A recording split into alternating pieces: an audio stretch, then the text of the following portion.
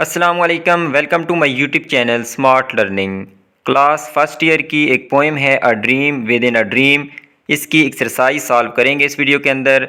सबसे पहले वोकेबलरी का पोर्शन है। यहाँ पे कुछ नाउन दिए गए हैं और ये वर्ब के तौर पे भी इस्तेमाल हो सकते हैं। आप जो है ना, अगर अपनी नॉर्मल लाइफ में देखते हैं तो ये नाउन के तौर पे इस्तेमाल होते हैं, लेकिन ये एज अ वर्ब भी यूज़ हो सकते हैं। तो ये मुख्तलिफ नाउन हैं, हम इनको यहाँ पे ब्लैंक्स के अंदर यूज़ करेंगे और इनका मतलब भी देखेंगे कि इस वर्ब का मतलब क्या है।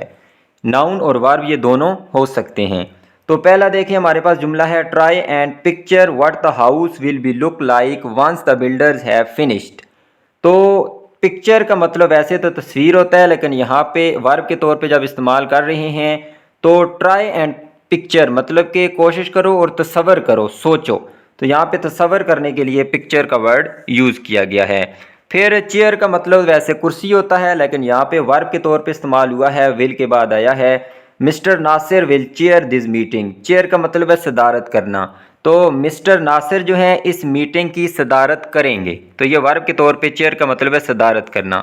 Shakespeare is considered to be the writer who coined. Coined वैसे सिक्के को कहते हैं, लेकिन यहाँ पे हम जो है इसकी पास्ट फॉर्म यूज़ करेंगे कॉइंड। तो काइंड मतलब ईजाद किए मोर फ्रेजेस देन एनीवन एल्स। ठीक है, तो उन्होंने जो है ना किसी और के मुकाबले में या सबसे ज़्यादा उन्होंने जो फ्रेजेस हैं वो ईजाद किए।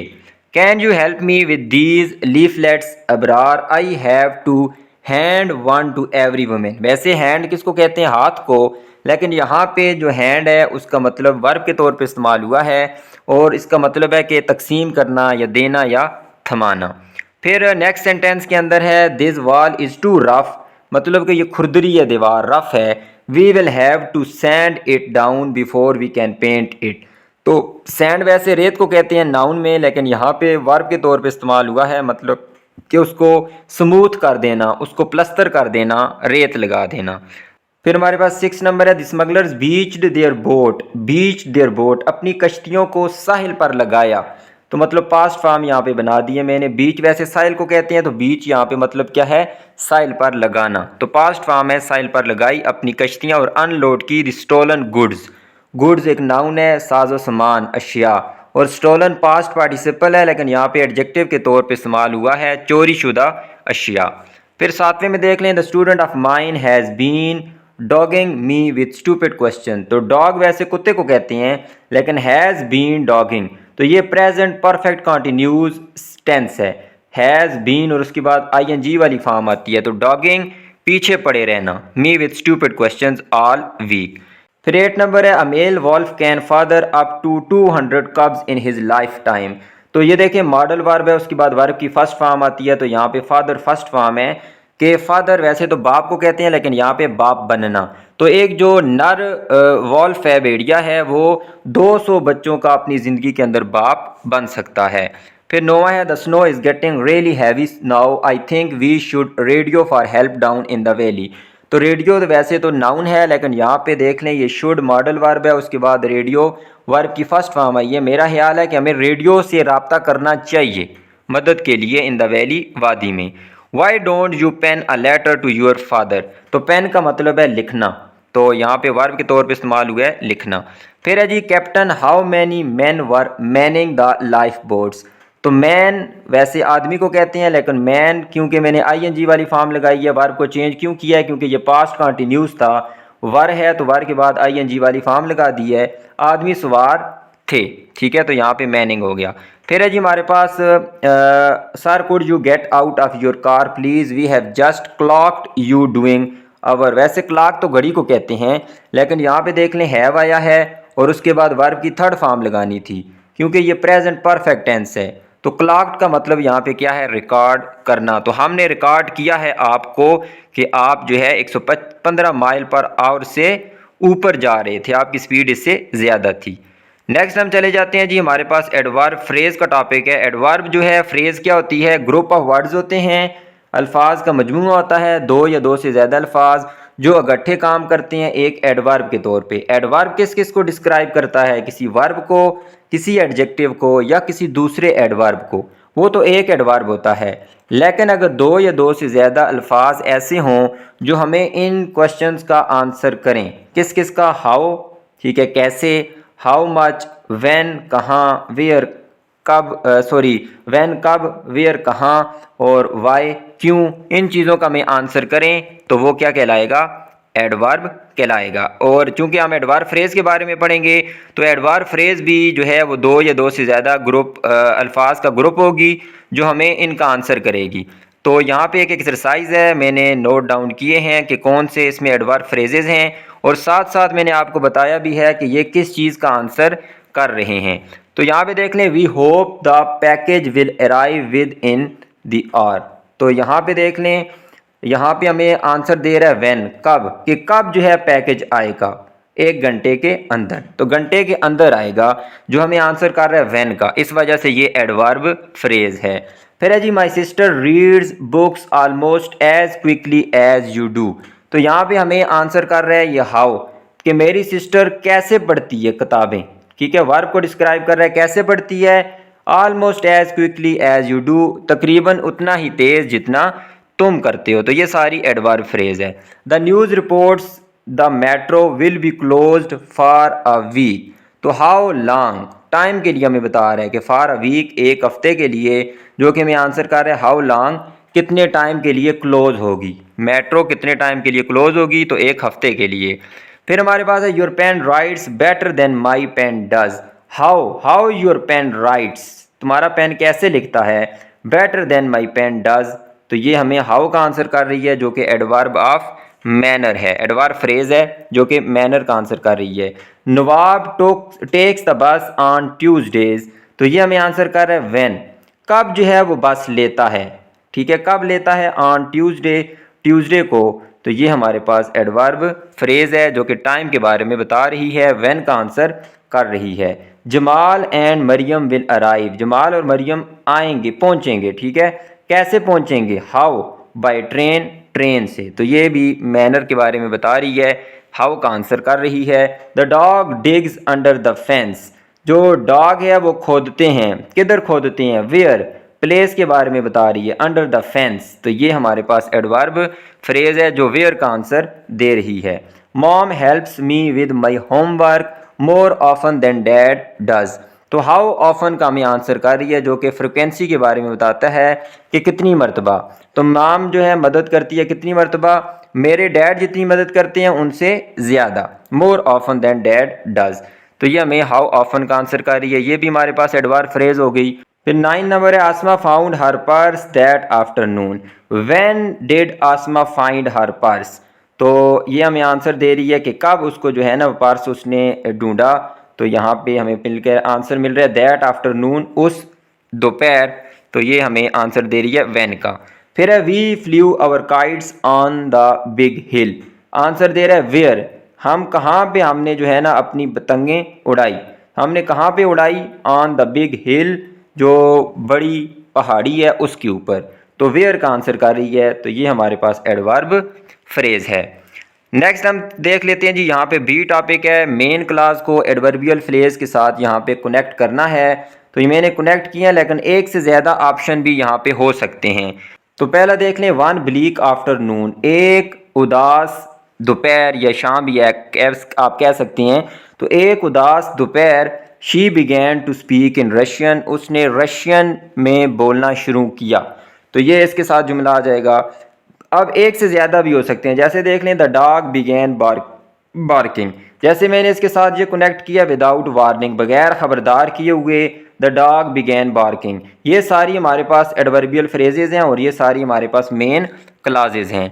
तो ये देख लें, मैं ये भी लगा सकता हूँ without warning the dog began barking, जबकि ये भी हो सकता है अक्रॉस द स्ट्रीट। ठीक है, across the street, not too far away, ये भी आप इसके साथ यूज कर सकते हैं, ज़्यादा दूर नहीं। द डॉग बिगैन बार्किंग, कुत्तों ने भौंकना शुरू किया। तो ये आप कहीं कोई भी इसके अंदर जो सूटेबल है आप यूज़ कर सकते हैं। फिर ये इसके साथ मैंने यूज़ किया नॉट टू फार अवे, ज़्यादा दूर नहीं। सायरन्स बिगैन टू वेल, जो सायरन्स हैं वो बजना शुरू हुए। अब इसके साथ ये भी हो सकता है विदाउट वार्निंग, विदाउट वार्निंग भी हम यूज़ कर सकते हैं, सेंस बनता है बगैर खबरदार किए। सायरन्स बिगैन टू वेल, जो सायरन्स है वो बजना शुरू हुए, ये भी इसके साथ सूटेबल है। फिर है जी, all around the world something odd was happening, कुछ अजीब हो रहा था सारी दुनिया में, तो ऑल अराउंड द वर्ल्ड, दुनिया भर में, समथिंग ऑड वाज हैपनिंग, ये इसके साथ बन जाएगा। फिर अक्रॉस द स्ट्रीट, जैसे मैंने आपको कहा था ये द डॉग बिगेन बार्किंग, इसके साथ भी आ सकता है। और अक्रॉस द स्ट्रीट यहाँ इसके साथ भी सूटेबल है कि the boys began to play catch, जो लड़के हैं उन्होंने कैच जो गेम है वो खेलना शुरू किया अक्रॉस द स्ट्रीट। तो पहले आप फ्रेज़ लगाएंगे एडवर्ब फ्रेज़, उसके बाद मेन क्लास। फिर लास्ट वन देखें, फार बिनेथ द सरफेस, सतह ज़मीन से नीचे, मतलब ज़मीन से नीचे। समथिंग सिनिस्टर बिगैन टू स्टेर, के कुछ पुरस्रार हरकत होना शुरू हुई, कि ज़मीन के नीचे कुछ पुरस्रार जो हरकतें हैं वो होना शुरू हुई। तो फिर भी आप इनको देख लें, आपको जो सूटेबल लगता है, मेरे अंदाजे के मुताबिक यही जो है ये मैचिंग होती हैं। जब मैंने आपको बताया कि एक से ज़्यादा ऑप्शन भी इनके अंदर हो सकते हैं। नेक्स्ट हम आ जाते हैं जी एडवर्ब क्लास। इंतहाई आसान टॉपिक है, ये जितनी भी क्लासेस होती हैं मेरा ख्याल है सबसे आसान ये एडवर्ब क्लास ही है। इसके लिए आपने देखना है कि जब इसका स्ट्रक्चर होगा, क्योंकि एडवर्ब क्लास आएगी तो वो जाहिर सी बात है एडवर्ब क्लास एक डिपेंडेंट क्लास होती है और इसके साथ एक इंडिपेंडेंट क्लास लाजमी आएगी। तो एडवर्ब क्लास जब भी आपको मिलेगी या तो वो पहले होगी, जुमले के पहले हिस्से में होगी या बाद के हिस्से में होगी। अब यहाँ पे ज़्यादातर क्या होगा कि जब भी ये एडवर्ब क्लास पहले होगी तो उसके बाद आपको कामा नज़र आएगा, ठीक है, कामा आएगा, उसके बाद जो है वो इंडिपेंडेंट क्लास होगी जिसको मेन क्लास कहते हैं। और कामा से पहले पहले सारी क्या होगी हमारे पास एडवर्ब क्लास होगी या डिपेंडेंट क्लास जिसको कह सकते हैं। ज़रूरी नहीं है पहले हो, ये बाद में भी आ सकती है, लेकिन बाद में जो कि दरमियान में कामा तो नहीं होगा। आप कैसे पहचानेंगे? इसकी पहचान के लिए इंतहाई आसान तरीका है कि एडवर्ब क्लास हमेशा किससे स्टार्ट होगी? सब ऑर्डिनेट कंजंक्शन। एसएसटी जनरल की तैयारी के लिए अभी ये मैंने टॉपिक नहीं करवाया, इंशाल्लाह नेक्स्ट कुछ डेज़ के अंदर मैं करवाऊंगा, लेकिन ये इंतहाई आसान है। सब ऑर्डिनेट कंजंक्शन मैंने आपको करवाए हुए हैं। एक निमानिक है ऑन अ वाइट बस, उसकी मदद से आप सारे सब ऑर्डिनेट कंजंक्शन देख सकते हैं। ये जो एडवर्ब क्लास होगी ये उन कंजंक्शन से शुरू होगी। तो मैं एसएसटी जनरल के नोट्स के अंदर वो चीज़ करवा चुका हूँ कि जितने आपके पास ये सब ऑर्डिनेट कंजंक्शन है, मैं कोशिश करता हूँ यहाँ पे ऐड कर दूँ ताकि आप एक नज़र उनको देख लें। तो ये देखें एसएसटी जनरल का जो मेरा कोर्स है उसका मैंने लिंक जो है डिस्क्रिप्शन बॉक्स में दे दूँगा। कंजंक्शन के मतलब लेक्चर नंबर 18 है, आप उसको देख सकते हैं, ज़्यादा डिटेल से आपको समझ आएगी। जितने भी कंजंक्शन है कोऑर्डिनेटिंग कंजंक्शन फैन बॉय से बनते हैं 7, और ये जो सब ऑर्डिनेटिंग कंजंक्शन है ये हमारे पास एक निमानिक होती है ऑन अ वाइट बस। इससे हमारे पास देखें ये मुख्तलिफ कंजंक्शन बन गए हैं। ऑन से ओ एन से वंस, ओनली इफ़, फिर ए आ गया है आ से आफ्टर, आल्दो और एज आ गया। फिर इसी तरह डब्ल्यू एच से when, where, whenever, wherever, while, whereas, whether, इसके अलावा हाउ भी होता है, ठीक है। और भी हो सकते हैं लेकिन जो ज़्यादा इस्तेमाल होने वाले हैं वो इस निमानिक से आपको पता चल जाएंगे। फिर आई है तो आई आ गया वाइट में, देखें वाइट टी ई, तो आई से if, in case, in order that. फिर टी आ गया, टी से द, देन और दैट। फिर ई से इवन इफ़ और इवन द। बी से बिफोर और बिकॉज। यू से अनटिल और अनलेस, और सो से एस से सिंस और सो दैट। तो ये देखें सारे कंजंक्शन आप देख सकते हैं, ये सब ऑर्डिनेटिंग कंजंक्शन अगर आपको पता है तो एडवर्ब क्लास कोई भी मुश्किल नहीं है। ये देखें यहाँ भी एडवर्ब क्लासेज हैं, ये मेन क्लास हो गई, ये आगे सारी एडवर्ब क्लास है, यहाँ तक मेन क्लास, ये सारी एडवर्ब क्लास। ये कामा आ गया तो कामा से पहले एडवर्ब क्लास। तो ये सब ऑर्डिनेटिंग कंजंक्शन अगर आपको आते हैं तो इंशाल्लाह आप आसानी से कर लेंगे इस एक्सरसाइज को। तो चलें आप देख लेते हैं अपनी एक्सरसाइज को। तो पहला क्वेश्चन है हमारे पास, even if it rains I will come. तो यहाँ पे देख लें इवन इफ़, अभी मैंने आपको बताया था, तो ये एक सब ऑर्डिनेटिंग कंजंक्शन है, इससे शुरू होगी और कामा तक ये एडवर्ब क्लास आपकी जाएगी। फिर है जी when you have finish your work, comma से पहले पहले एडवर्ब क्लास है और ये किससे स्टार्ट हुई है? सब ऑर्डिनेटिंग कंजंक्शन से। अगर कामा होगा तो फिर तो आसान है, ठीक है। अब कामा हो भी लेकिन फिर भी आपने देखना है कि सब ऑर्डिनेटिंग कंजंक्शन से वो शुरू होनी चाहिए। अब यहाँ पे कामा नहीं है लेकिन आपने देखना है कि किधर से ये शुरू हो रही है, तो वेयर एवर जो है ये सब ऑर्डिनेटिंग कंजंक्शन है। उसके बाद ये वर्ब, सब्जेक्ट भी आ गया, वर्ब भी आ गया है। क्लास के अंदर चूंकि सब्जेक्ट और वर्ब का होना ज़रूरी है तो सब ऑर्डिनेटिंग कंजंक्शन भी होगा। सब्जेक्ट यू है और वर्ब क्या है? लाइक। फिर यहाँ पे देख लें सब ऑर्डिनेटिंग कंजंक्शन बिकॉज है, इट इसमें सब्जेक्ट है और वाज क्या है? इसमें लिंकिंग वर्ब है। फिर यहाँ पे देख लें वेदर जो है इसमें हमारे पास सबऑर्डिनेटिंग कंजंक्शन है, यू सब्जेक्ट हो गया, हियर वर्ब हो गया, तो ये सारी एडवर्ब क्लास है। फिर यहाँ पे देख लें दैट इसमें क्या है हमारे पास कंजंक्शन हो गया सबऑर्डिनेटिंग। फ्यू पीपल इसमें क्या है सब्जेक्ट है, कुड हियर ये दोनों वर्ब हैं। फिर है जी सिंस यू हैव एपोलोजाइज्ड, तो यहाँ पे देख लें कामा है, कामा से पहले पहले सिंस मैंने अभी आपको बताया था सबऑर्डिनेटिंग कंजंक्शन, यू इसमें सब्जेक्ट है और ये इसमें वर्ब हैं हैव एपोलोजाइज्ड। फिर यहाँ पे देखें सिंस इधर पहले था इधर बाद में आ गया है, तो सबऑर्डिनेटिंग कंजंक्शन से ये स्टार्ट होगी, आई इसमें सब्जेक्ट है, रिटर्न इसमें वर्ब है। फिर दैट इसमें subordinating conjunction, he subject, could और स्टैंड, कुड इसमें मॉडल वर्ब हो गया और स्टैंड इसमें मेन वर्ब हो गया, ये क्लास हो गई। फिर देखें ये सारे कंजंक्शन मैंने अभी जो निमानिक बताई थी उसमें मौजूद थे। एज देख लें, ही इसमें सब्जेक्ट हो गया, वाज इसमें क्या हो गया लिंकिंग वर्ब हो गया, तो ये सारी एडवर्ब क्लास है। तो मेरा ख्याल है कि जो क्लासेस वाला टॉपिक होता है उसमें सबसे आसान यही एडवर्ब क्लास होती है, क्योंकि आप इसको आसानी से पहचान सकते हैं।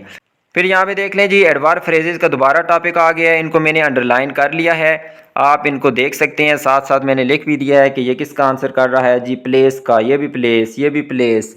फिर यहाँ पे टाइम का आंसर कर रहा है, ठीक है, उसके बाद हाउ का आंसर कर रहा है, ये सारे आप यहाँ पे देख सकते हैं, मैंने अंडरलाइन किए हैं, वीडियो काफ़ी लंबी हो जाएगी। फिर यहाँ पे देखें ई टॉपिक है, हमने इन ब्लैंक्स को फिल करना है और एडवर्बियल क्लासेज हैं, क्योंकि इसमें देख लें आपको कंजंक्शन नज़र आएगा सबऑर्डिनेट कंजंक्शन। तो पहला है I waited for my friend until he arrived, उसके पहुँचने तक मैंने उसका इंतज़ार किया।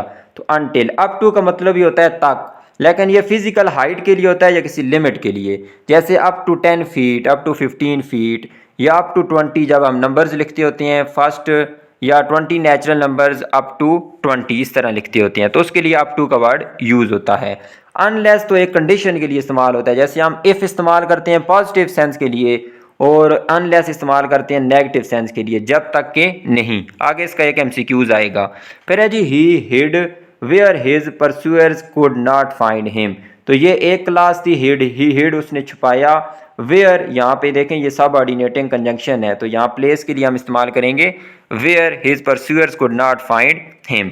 आई am as intelligent as you are, तो यहाँ पे एज का इस्तेमाल जितना के तुम हो में, क्योंकि ये एक फिक्स स्ट्रक्चर होता है कि एज आता है फिर उसके बाद एडजेक्टिव आता है और फिर एज आता है, तो एज फिर इंटेलिजेंट एडजेक्टिव है और उसके बाद एज, तो ये तो फिक्स स्ट्रक्चर है। फिर देख लें यहाँ पे कंजंक्शन का इस्तेमाल किया गया एज का, जिसका मतलब होता है क्योंकि, ठीक है, या चूंकि। As he was not there, चूंकि वो वहाँ नहीं था। I left a message with his mother, मैंने उसकी माँ के पास पैगाम छोड़ा। तो एज यहाँ पे कंजंक्शन है सबऑर्डिनेटिंग और ये पहली सारी क्या है क्लास है एडवर्ब क्लास। फिर है we eat so we may live, तो हम जो है वो खाते हैं ताकि हम जिंदा रह सकें, तो वी ईट हम खाते हैं, सो दैट वैसे ज़्यादातर यूज़ होता है, ये देखें शॉर्ट फॉर्म उसकी सो अब इस्तेमाल होती है, पहले हम क्या इस्तेमाल करते थे सो दैट, तो सो अगर होगा तो उसके साथ दैट भी आएगा, ज़्यादा बेहतर है, लेकिन शॉर्ट फॉर्म में हम सिंपल सो लिख सकते हैं, we eat so we may live.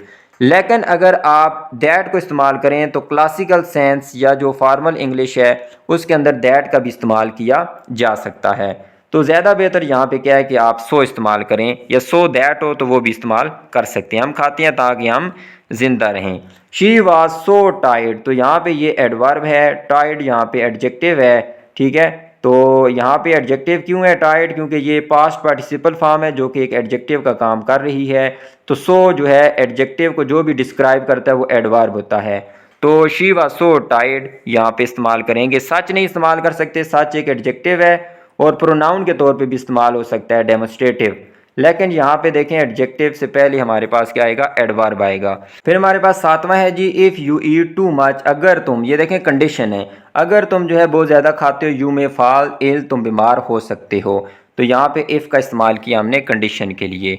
Unless भी इस्तेमाल कर सकते हैं, लेकिन अनलेस नेगेटिव के लिए, unless you eat too much, अगर तुम बहुत ज़्यादा नहीं खाते, ठीक है, तो फिर तो ये नहीं हो सकता, क्योंकि बीमार तो तब होगे अगर तुम ज़्यादा खाओगे, तो इफ़ इस्तेमाल करेंगे। द ही स्टार्टेड अर्ली, अगरचे उसने जल्दी शुरू किया, ही फिनिश्ड लेट, लेकिन उसने लेट ख़त्म किया, तो यहाँ पे कंट्रास्ट के लिए होता है, द का मतलब होता है अगरचे या हालांकि, जो कि किसके लिए इस्तेमाल होता है जब कोई चीज़ अपोजिट हो, ये कुछ और सेंस, ये चीज़ जो है पहला जुमला और दूसरा जुमला एक दूसरे के बिल्कुल कंट्रास्ट में हों। एज़ तो रीज़न के लिए इस्तेमाल होता है, क्यों के लिए, और सो इस्तेमाल कर सकते हैं हम रिज़ल्ट के लिए। जैसे यहाँ पे ऊपर हमने इस्तेमाल किया था वी ईट, हम खाते हैं ताकि हम जिंदा रह सकें, तो वो उसका रिज़ल्ट आ गए। फिर यहाँ पे देख लें जी, if you do not tell me everything, तो यहाँ पे हम इस इफ़ का क्यों इस्तेमाल करेंगे, अनलेस का इस्तेमाल क्यों नहीं करेंगे, क्योंकि अनलेस एक नेगेटिव होता है, ठीक है। अनलेस के बाद हमेशा हमारे पास पॉजिटिव वर्ब आता है, यहाँ पे नेगेटिव नहीं आता। अनलेस खुद नेगेटिव होता है, उसके बाद नेगेटिव नहीं आ सकता।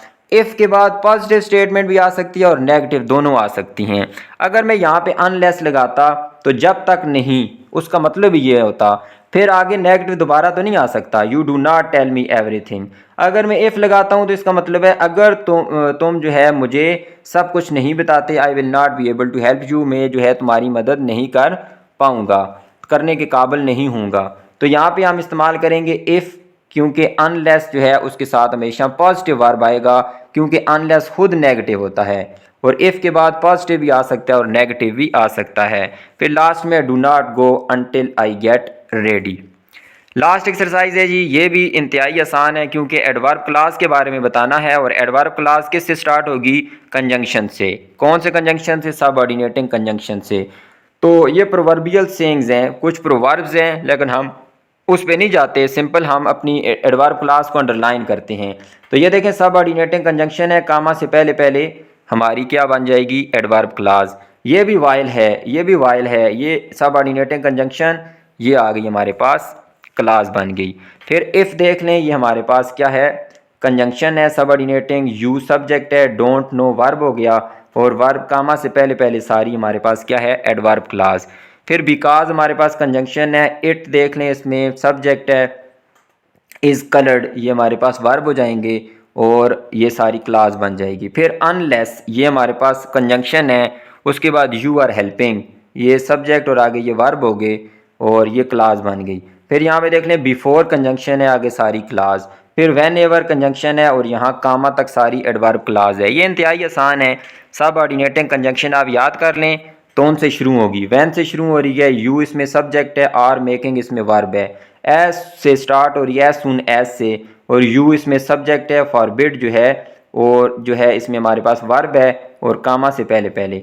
फिर यहाँ पे देख लें, एज लॉन्ग एज, हमारे पास क्या हो जाएगी, कंजंक्शन हो जाएगी, it is happening to somebody else. तो ये हमारे पास क्या है, सबऑर्डिनेट एडवर्ब क्लास। फिर है जी यहाँ पे बिफोर दे हैच, फिर if you want something done right, when the going gets tough, when in Rome, ये हमारे पास क्या है, एडवर्ब क्लास है। फिर है जी till you come to it, ये हमारे पास सबऑर्डिनेटिंग कंजंक्शन है, ये शायद मैंने वहाँ पे नहीं लिखा था सबऑर्डिनेटिंग कंजंक्शन में, तो ये भी सबऑर्डिनेटिंग कंजंक्शन है। फिर उसके बाद सब्जेक्ट और उसके बाद वर्ब, तो ये एडवर्ब क्लास बन गई। लास्ट एक्सरसाइज है, बहुत लेंथी एक्सरसाइज थी, लास्ट ही है, इसमें देख लेते हैं जी, हमने क्या है, एडवर्ब क्लासेस के ज़रिए इनको फिल करना है। The women took notes while being taught to cook, तो यहाँ पे देख लें, वाइल हमारे पास आपके लिए आसान सी निशानी है, सबऑर्डिनेटिंग कंजंक्शन है, तो इससे यहाँ से स्टार्ट हो रही है हमारी एडवर्ब क्लास। फिर है जी इवन इफ़, ये सॉरी इसके नीचे भी लाइन लगानी, इवन इफ़, ये दोनों कंजंक्शन है, मिलके एक कंजंक्शन बनता है। इवन इफ़ इट रेन्स, तो सब्जेक्ट और आगे वर्ब, तो ये हमारे पास एडवर्ब क्लास बन जाएगी।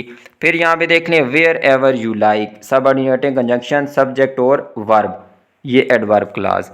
फिर सिंस यू हैव एपोलोजाइज, क्योंकि आपने जो है वो माफ़ी मांग लिया, you will not be punished, आपको सज़ा नहीं मिलेगी। तो ये देख लें, सिंस कंजंक्शन हो गया, यू और आगे ये वर्ब हो गई। फिर है she was so tired that she could not stand, तो दैट इसमें सबऑर्डिनेटिंग कंजंक्शन, आगे सब्जेक्ट हो गया, और आगे ये वाले क्या हो गए, वर्ब के तौर पे इस्तेमाल हो गए। तो यहाँ तक हमारी एक्सरसाइज थी इस पोइम की। उम्मीद करता हूँ आपको वीडियो पसंद आई होगी। वीडियो अच्छी लगी है तो इसको लाइक कर दें, चैनल को सब्सक्राइब कर दें। अल्लाह हाफिज़।